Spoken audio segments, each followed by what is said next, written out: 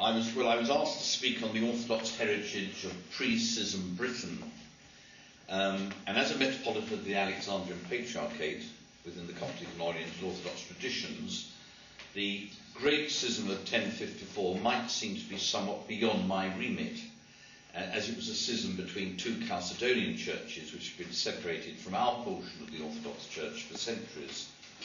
However, as an Englishman with canonical responsibility for a congregation and a community of British Orthodox congregations, I have a keen interest in our Orthodox heritage and what we may draw from it. From the outset, I want to distance myself from applying the designation Orthodox in a sectarian way or as a denominational label. The Insular Church, from its foundation, was an integral part of the Universal Church, holding to a common faith and order. It withstood successive waves of persecution, and when the Constantinian peace of the Church was established, its hierarchs took their place in the councils of the Church. St. Athanasius the Great commended the British Church for upholding the Nicene faith, and very early we find it drawing on the support of sister churches to root out heresy. For the historian, dates are convenient boundaries which provide an orderly structure to events, but most of us realise that they are not absolute markers of reality, like the severing a head from the body, but more fluctuating and equivocal, like the gradual erosion of a stretch of coastline. So when the Council of Chalcedon concluded its deliberations on the 1st of November 451, it was not until almost a century later that the divisions resulting from that council were consolidated. And when Cardinal Humbert slammed the bull of excommunication down on the altar at Constantinople on the 16th of July 1054, it still took several centuries for the separation to become fixed. We do not know exactly how Christianity came to the British Isles, although there are many interesting and improbable traditions of great antiquity. The earliest documentary evidence is from Tertullian, writing around 200, declaring that the Christian faith had even reached the haunts of the Britons, inaccessible to the Romans, but subjugated to Christ. Origen in 239, speaking of polytheism, asks, when, before the coming of Christ, did the land of Britain hold the belief in the one God? And again, the power of the Saviour is felt even among those who are divided from our world in Britain. What we do know, however, is that the Insular Church had the same hierarchy and ministry as the rest of the Universal Church when it emerged from persecution. We learn that the Council of Arles in 314 was attended by three British bishops, the eponymous Eborius of York, Restitutus of London, and Adelphius, probably of Lincoln. St. Patrick, who was extant in the 5th century, was the son of a deacon, whilst his grandfather was a Christian priest. British bishops are reported to have attended important provincial councils at Sardica in modern Bulgaria in 343 and at Ariminum in Italy in 359, and functioned in a conciliar manner, which is a characteristic of Orthodox ecclesiology. They also worked closely with the neighbouring church in Gaul, and there are numerous examples demonstrating considerable cooperation. It's recorded that in 396, Victricius, Bishop of Rouen, attended a synod of bishops in Britain and won support for the reforms of St. Martin of Tours, while the intervention of St. Germanus, Bishop of Auxerre, St. Lupus, Bishop of Troyes, and St. Severus, Bishop of Trier, in the early 5th century sought to combat the Pelagian heresy then troubling the British Church.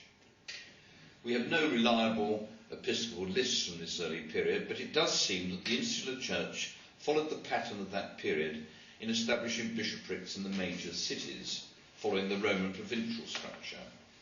Cirencester or Caerleon for Britannia Prima, York for Britannia Secunda, Lincoln for Flavia Caesarensis, and London for Maxima Caesarensis.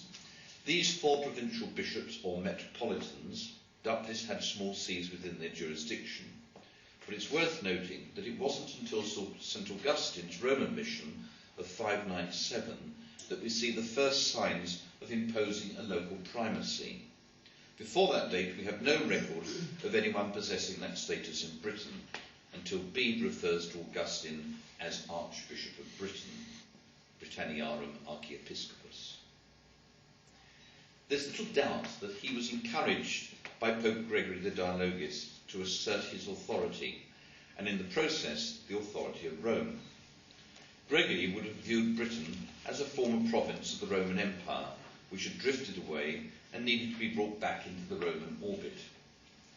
During his pontificate, Pope Gregory consolidated his hold over the Gallican Church, culminating in the Emperor Valentinian III's rescript of 445, stipulating that nothing should be done with regard to the Church without the sanction of the Roman See.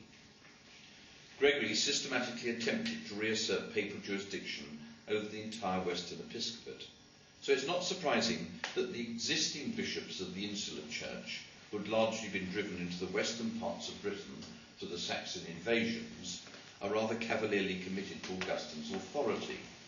All the bishops of Britain, however, we commit to your charge. Use your authority to instruct the unlearned, to encourage the weak, and correct the obstinate.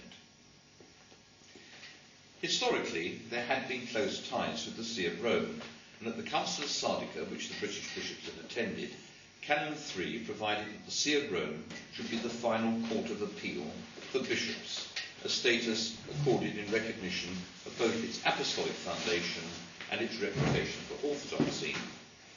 However, it was not a basis for proving that the Church in Britain originally accepted a more advanced view of papal primacy, of which Pope Gregory was an early advocate.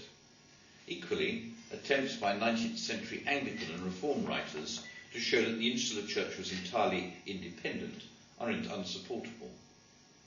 Bede recounts the tradition from the Liber Pontificalis of the late 2nd century of Pope St. Eleutherius sending missionaries to a fictitious British king, Lucius, to baptize him and uphold the faith they had earlier received. This tradition was also recorded in the Cambro-Latin Historia Britonum, formerly attributed to Nennius, around 820, and so was valued by British as well as Anglo-Saxon Christians. Later scholars like Harnack question the historicity of this event and suggest that what Bede read as Britannia may have been Britio Edessorium, Britio of Edessa, and more likely referred to a mission to King Abgar of Edessa. This is, however, mere speculation, and some have held that the confused account in Historia Britonum derived from the Liber Pontificalis independently of Bede. Another theory, put forward by our own British Orthodox historian Paul Ashdown, suggests that King Lucius might refer to Lucius Artorus Castus, a late 2nd century Roman soldier who served as Praefectus Legionis, camp prefect of the Legion's 6th Victrix at York, and later received a special mission of the 2 British legions, which apparently campaigned against the Armorians. Professor Anthony Burley also suggests that one might see the origin of the Arthurian legend in Arturius Castus, Arthur the Chase. Whatever its origins, the Lucius Eleutherius tradition was for many centuries utilised as evidence of Rome's supremacy. Even the distinguished Scottish historian and antiquary William Forbes Skene, although an Episcopalian, having acknowledged that during the Roman occupation of the Christian Church in Britain was a part of the Church of the Empire, went on to declare that it acknowledged Rome as its head, from whom its mission was considered to be derived, and it presented no features of difference from the Roman Church in the other Western provinces.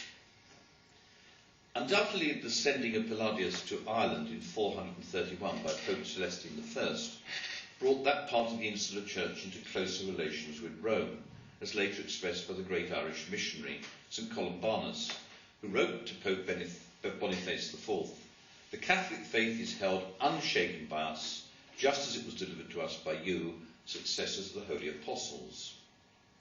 In 853, King Ethelwulf of Wessex sent his son, the future Alfred the Great, later to be King of Wessex, to Rome, and on the death of his queen Osburga, followed him there. During his stay, he demonstrated his devotion to the papacy by distributing gold to the clergy of St. Peter's and offering them chalices of the purest gold and silver gilt candlesticks. The advent of St. Augustine in 597 and his mission to the pagan English is enthusiastically chronicled by Bede, whose uncritical support for the Roman mission must to some degree have influenced later writers to take sides in the dispute with the existing British hierarchy in the Western territories not yet infiltrated by the pagan Saxons. We must beware of adopting the unhistorical concept of the Celtic Church, which Dr. Thomas O'Loughlin rightly cautions against as a pick and mix approach. He says one picks items from here and there, spatially, temporarily and linguistically, with the effect that one can find virtually anything one wants. This nonchalance with chronology and blithe dismissal of differences in culture and genre is wholly unacceptable. It is not only unacceptable in terms of historical method, but also culturally. It is based on the notion that the people out on the Atlantic fringe are unlike the more sophisticated, fast-witted and fast-moving people at the centre. Whatever pan-Celtic consciousness exists today, Ireland and Wales saw themselves as distinct, although the Irish saw themselves as having received Christianity from the British, the Welsh, whilst the early Scots were in fact Irish migrants. Links between the western British Isles and the eastern Mediterranean were sustained over many generations. We know that Egyptian grain was regularly traded for Cornish tin, and the so-called Tintagel ware comprises Byzantine amphorae scattered throughout sites in southwest Britain and around the Irish Sea during the period 480 to 640. Excavations at Glastonbury Abbey have revealed imported 4th to 6th century Byzantine pottery. The late Archdale King noted the links between Celtic Ireland and Coptic Egypt and suggested that much of the contact took place before the Muslim conquest of 640. There exists evidence of Mediterranean trade in a single passage in the life of St. John the Almsgiver, Greek Patriarch of Alexandria from 610 to 621, in which reference is made to a vessel sailing to Alexandria from Britain with a cargo of tin, doubtless come from Cornwall or Somerset. One of the defining characteristics of the Insular Church throughout this period is the centrality of the monastic tradition. Its origins are certainly close to its founding roots in the Egyptian desert, and appears to have found their way to Britain via the south of France and the close links with the church in Gaul.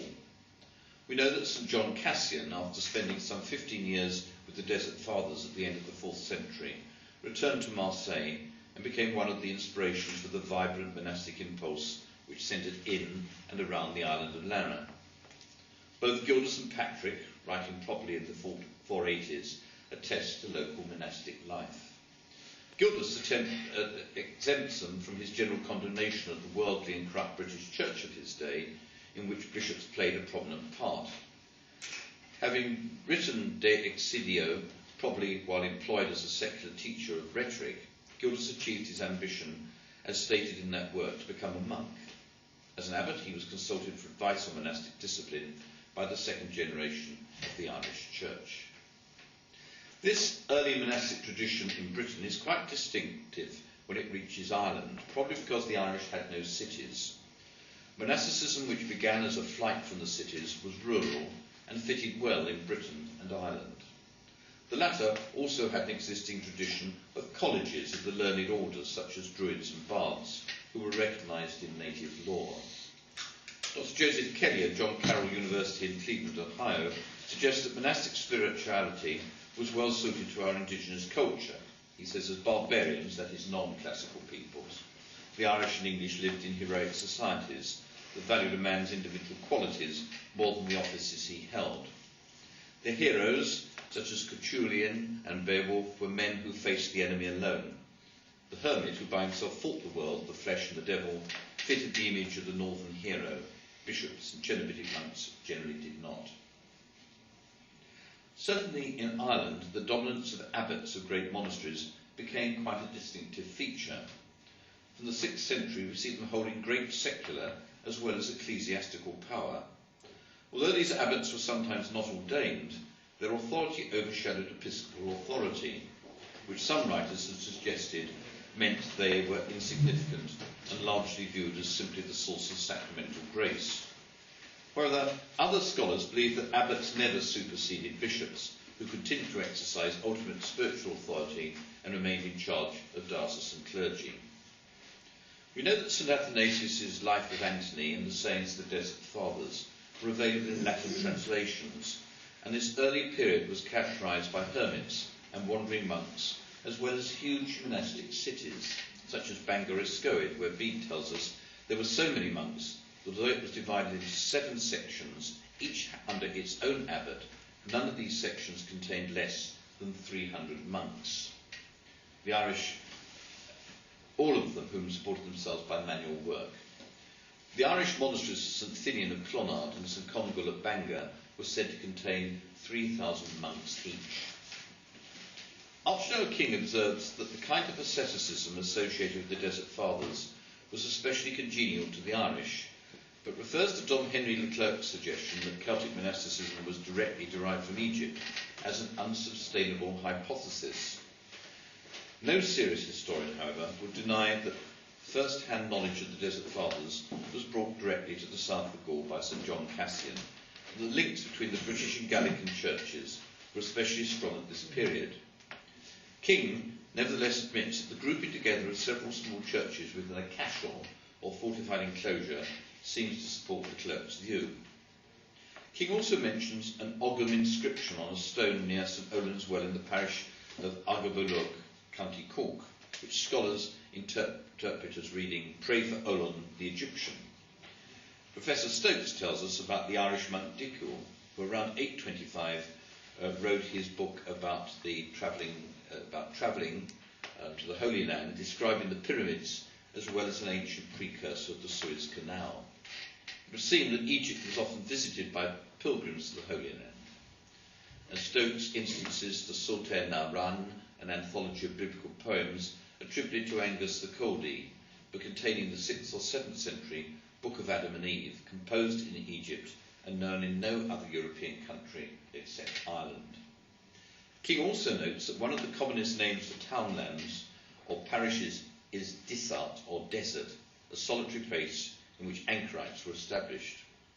Presumably the same etymology gives us the Scottish Dysart, just north of Kirkcaldy, and the Welsh Dyson to the south of Prestatyn.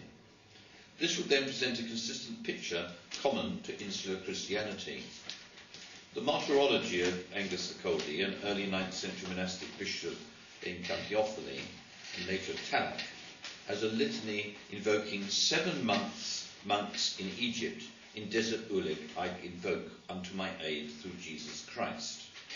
And the antiphony of Bangor, dating from 680 to 691, also contains the text which is translated as house full of delight, built on the rock, and indeed true vine, translated from Egypt. Modern scholars identify Desert Ulig or Ulig with Dun Desert near Crumlin, County Antrim, which is the northwest of Belfast, between Belfast International Airport and Temple Patrick. There are clearly medieval ruins still extant here, but whether there was an earlier shrine still awaits a proper archaeological investigation. The traditional encounter of St. Anthony, the first monk, with St. Paul of Thebes, the first hermit, when they were fed by a raven, early became a popular theme in insular Christianity, and we find it depicted on a number of carved monumental stones dating from the 6th, 7th and 8th centuries. Found in Ireland, Wales, Scotland and northern England, they include both Pictish and Anglo-Saxon inscriptions. The Synod of Whitby in 664 is another watershed in the consolidation of Roman hegemony, but as with all such dates, it is flexible. The decision to adopt the Roman Pascha was essentially a Northumbrian matter, but its influence was to spread, though in some places, because of resistance to change, it took several generations. Against 704, the Annals of Ireland recalled that in this year the men of Erin consented to receive one jurisdiction and one rule from Adamnan respecting the celebration of Easter and respecting the tonsuring of all the clerks of Erin after the manner of St. Peter.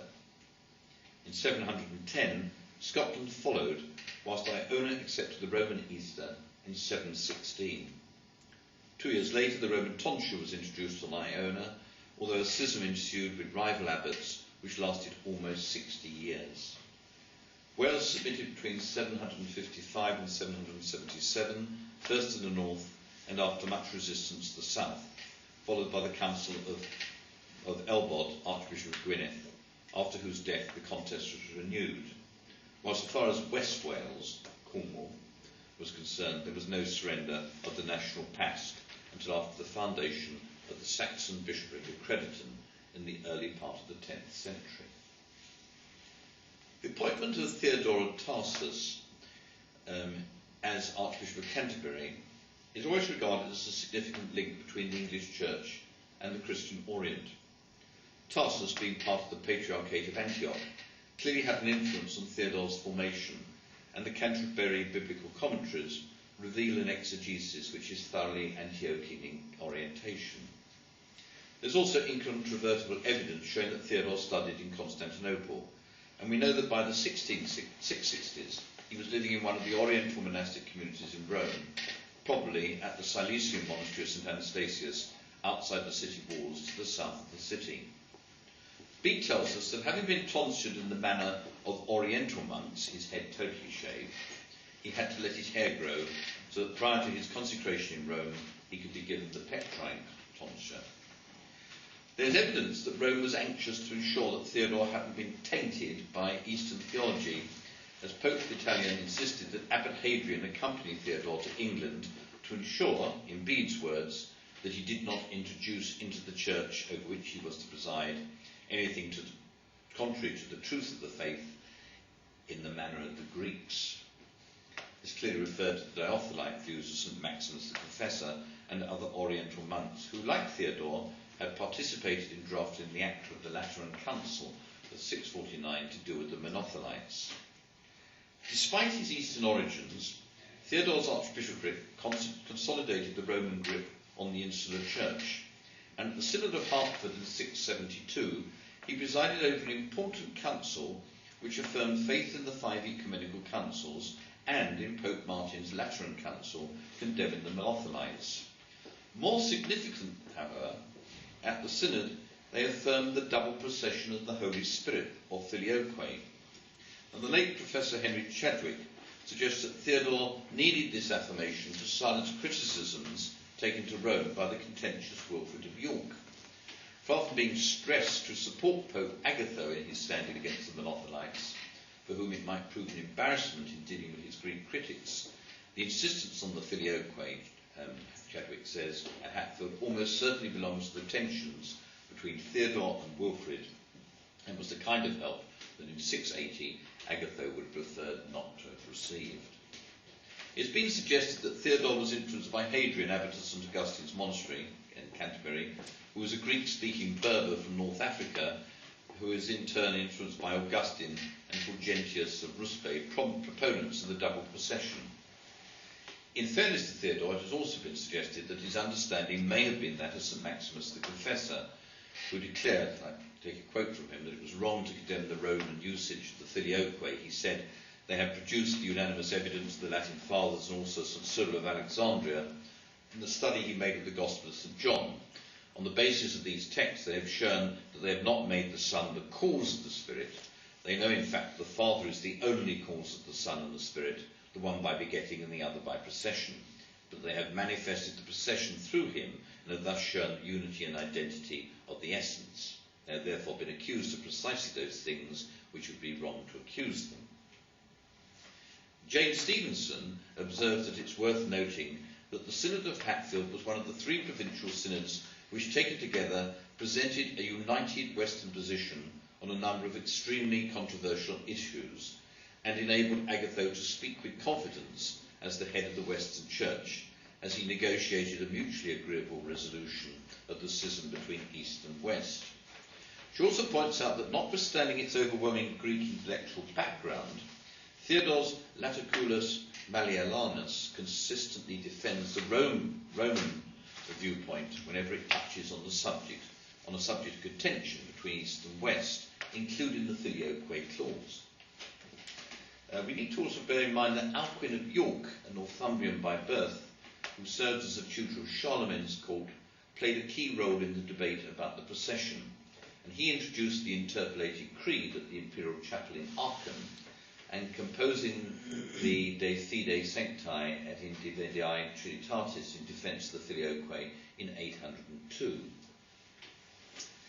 The precise process by which the Filioque became embedded in the English Church is difficult to determine.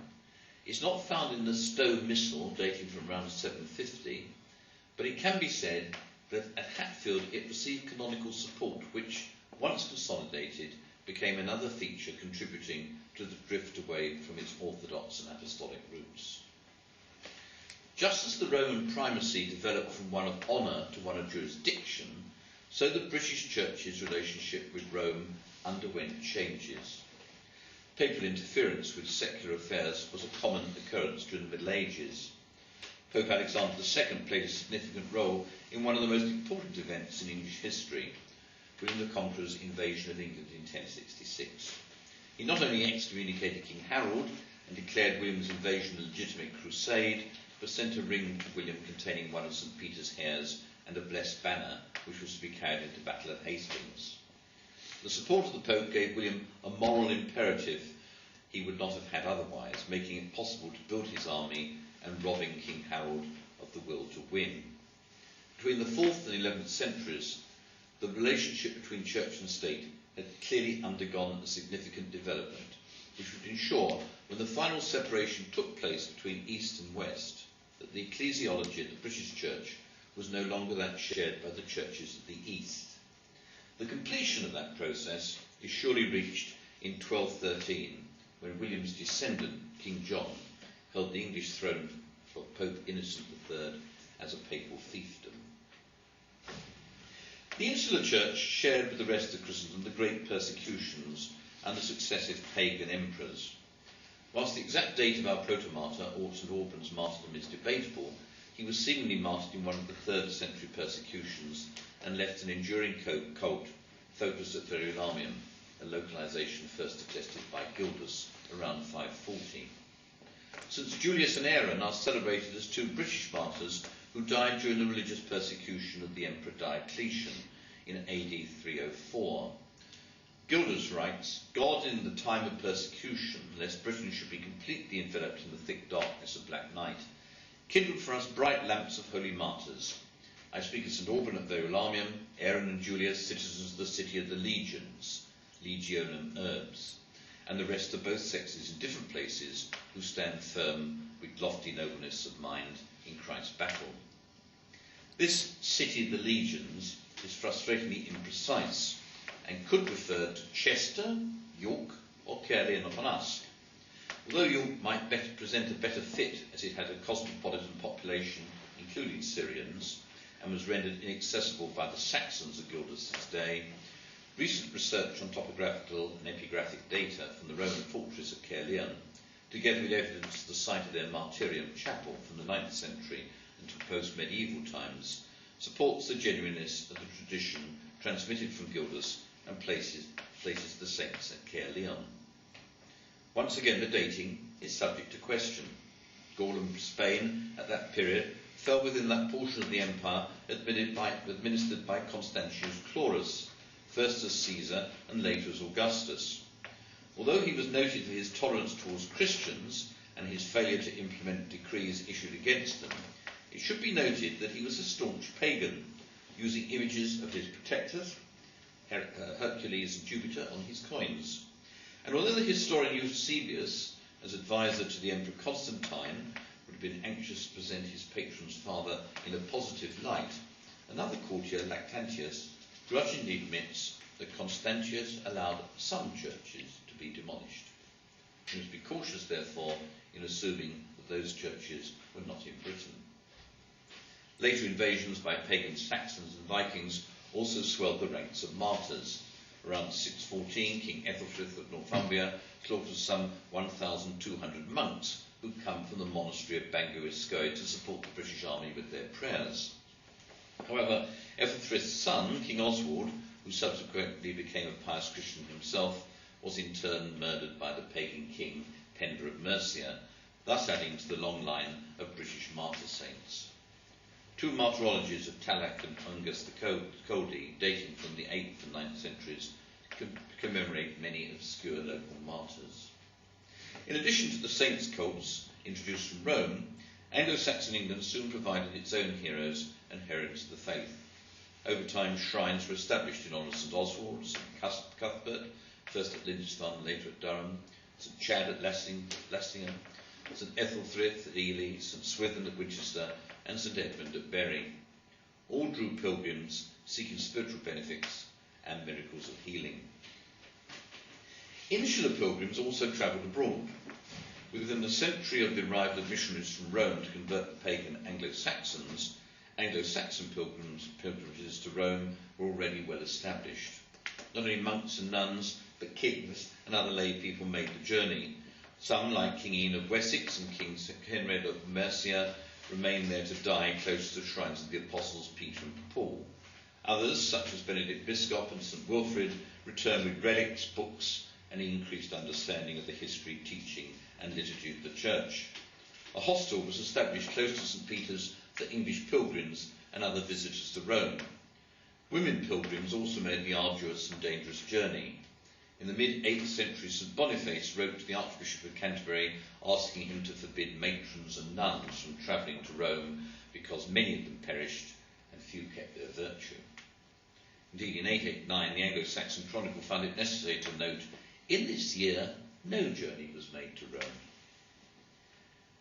Some pilgrims travelled even further afield. St Jerome, eager to encourage friends to visit the Holy Land of Palestine, claimed that Britain no sooner makes progress in religion than he leaves the setting sun in search of a spot of which he knows only through scripture and common report. St Willibald left an account of a visit to the Holy Land and Constantinople recorded by an English nun, Huneberg. The wandering monks who existed at this time and came out of Ireland were not the gyrovags denounced by St Benedict for indulging their passions and cravings, but seem to have been those impelled by a deep missionary spirituality to save souls.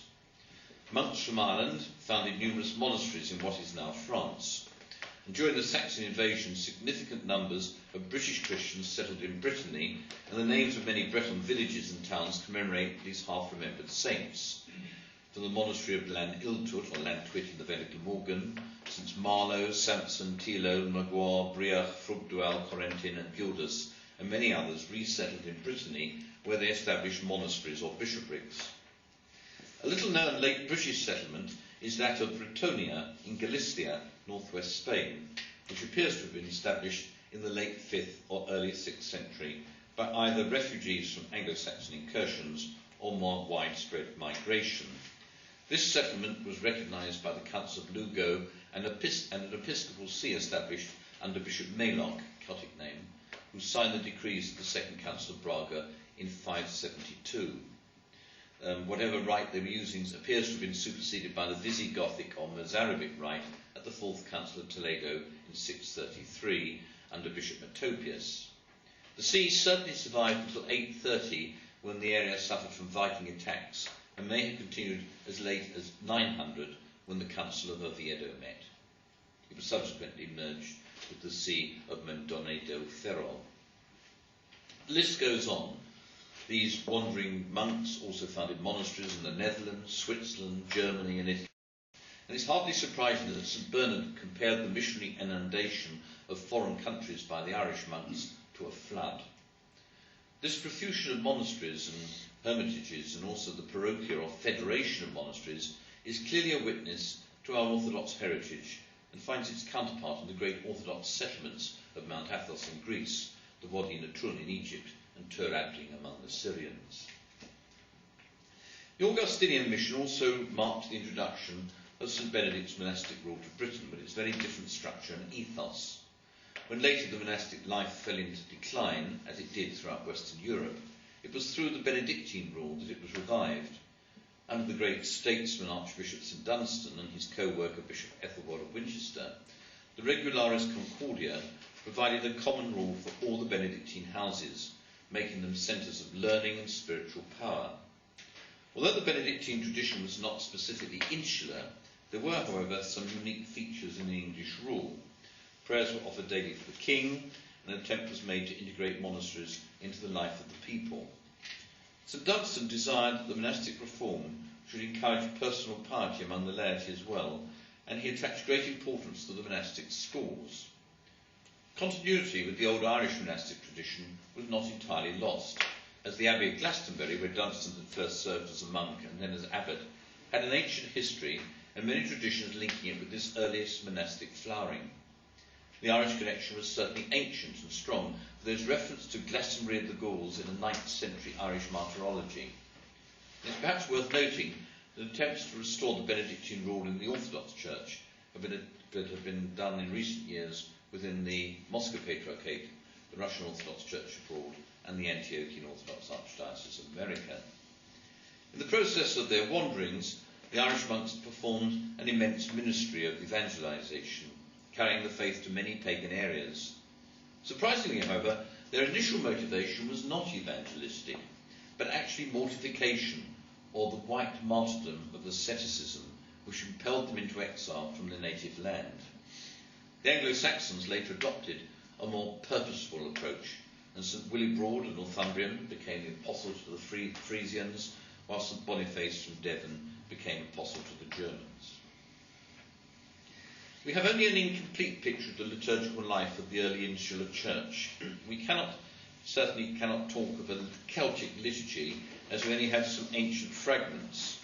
The Stowe Missal, the oldest mass book of the Irish Church, was written mainly in Latin with some Gaelic. It probably dates from around 750.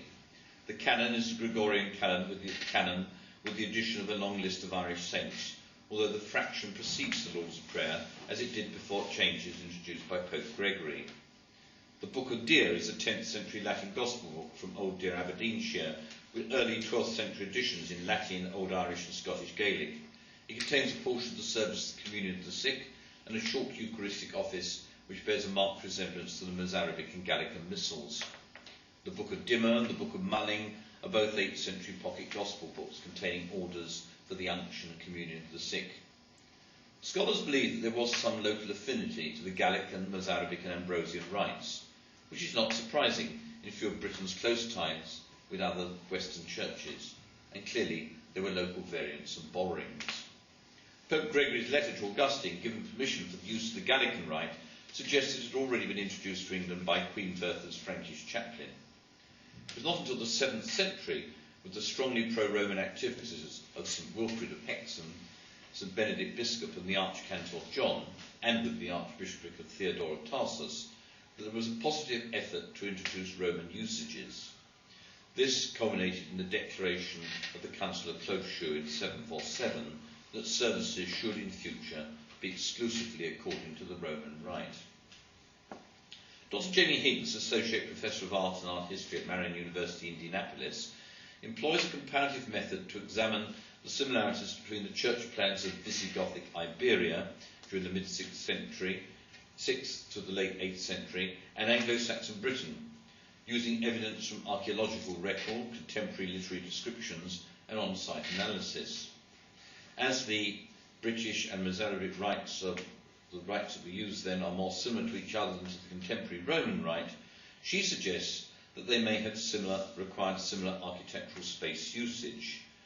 She considers three aspects of church design: elements used to achieve separation within the churches, chancel barriers, choir screens, and full walls, vestigial icon screens, the presence of eastern chambers, sacristies, and the complicated subdivisions. Her conclusion is that this suggests that Iberia was not an isolated enclave that much scholarship of the past has proposed. Rather, it is the case that this geographical region and its respective culture was functioning as part of a much wider and interconnected early medieval world. Her conclusion is a tenable hypothesis, but rather than interpreting it as the cultural influences travelling from Iberia to Britain, might those influences not have originated in Britain first, and the ancient contacts between Iberia and Britain, which we know existed, have been renewed by the significant emigration of Britons and their settlement in Britannia. A highly distinctive aspect of insular spirituality are the Penitentials, Handbooks for Confessors, a significant move from public to private confession. Developed in Ireland in the 6th century, they later spread to England and continental Europe, where it achieved rapid and extensive acceptance.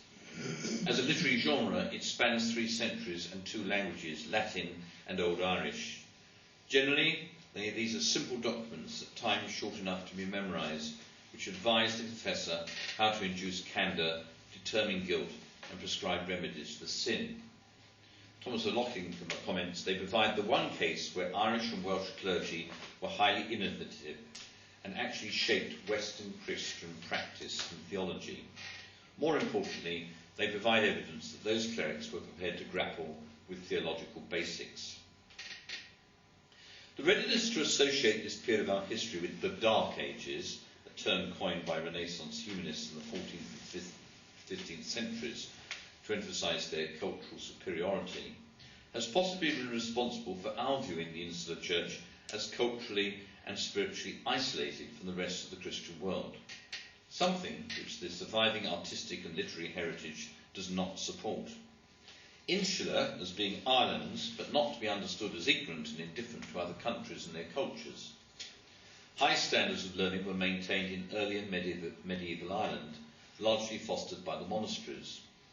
A notable example of this is Europe's greatest Neoplatonist philosopher of the early Middle Ages, the Irishman John Scotus Erigena, a Greek scholar who was invited to become head of the Carolingian Palatine Academy by the Emperor Charles the Broad. Professor Stokes devotes an entire lecture to Greek and Hebrew learning in Irish monasteries in his History of the Irish Church. He puts forward the suggestion that the Irish schools were modelled after the forms and rules of Egyptian monasteries as well as that of Laran. He says the Irish schools then developed themselves in accordance with their own genius. They had one preeminent quality distinguishing them from too many of their descendants. They pursued learning for its own sake. They did not require to be bribed by prizes and scholarships. They conceived, and rightly conceived, that learning was its own reward. My friend and close neighbour, Professor Michelle Brown, observes, she says, there remains a tendency for much modern nationalism to be projected backwards into a period which was notable for its ability to merge elements from the Celtic, Germanic, Greco-Roman and Christian Orient cultures to give birth to a new order in Europe, the early Middle Ages. Chief among the wealth of manuscripts surviving from the Insular Church of this period is undoubtedly the Lindisfarne Gospels, which Professor Brown rightly designates one of the great landmarks of human cultural achievement. Made in Britain around 700, after the twilight of the Roman world and at the dawn of the early Middle Ages, it features an energetic and sophisticated new style of art which fuses Celtic, Germanic and Mediterranean forms in a visual manifestation of a vibrant new culture. These links are represented by the fact that the main text is written in Latin, but the elaborately decorated capital letters with which each Gospel begins owe much artistically to German runes and Greek letter forms, whilst between the lines are tiny glosses, a word-by-word translation of the Latin into Old English. This close link with the wider cultural and religious world is important if we're not to see the Insular Church here as some abandoned backwater of Christendom. Yet the development of religious texts in the vernacular is an important sign of a mature culture. Although external influences abound in the superb manuscript illustrations produced in the 8th, 9th and 10th centuries, we're able to distinguish a distinctive insular Christian iconography of particular richness, first among the Irish Celtic manuscripts and then through cross-fertilisation in later Anglo-Saxon art, which sadly appears to have been snuffed out at the Norman conquest. Regrettably, it is neo-paganism rather than Christianity which now seems to have been more inspired by these traditions. However, whilst the manuscripts are smaller artefacts of the highest quality, the churches themselves remain simple. Of these, little has survived, as so many were constructed of wattles or wood. The earliest stone churches appear in the early 7th century, but with the exception of the great Saxon minsters, they were generally modest. Few churches have survived intact. Deerhurst in Gloucestershire, Bradford upon Avon in Wiltshire, Barton upon Humber in Lincolnshire, and Earls Barton in Northamptonshire. Where architectural stonework has survived, it has often been incorporated into later buildings. It shows some fine work such as carved stone roof screens, standing crosses, sundials and fonts. The title of this talk is capable of 2 interpretations. The first might be simply to demonstrate that the Orthodox faith was manifested fully in the British Church prior to 1054, whereafter it gradually became more Romanised and fell into schism or worse. The second might be that the British Church, in its first 1,000 years, was not only fully orthodox in its faith and order, as manifested by its full participation in the life and witness of the universal Church, but it made its own significant contribution to the faith, which carried the gospel to huge populations and enriched Christendom with its own unique character and perception.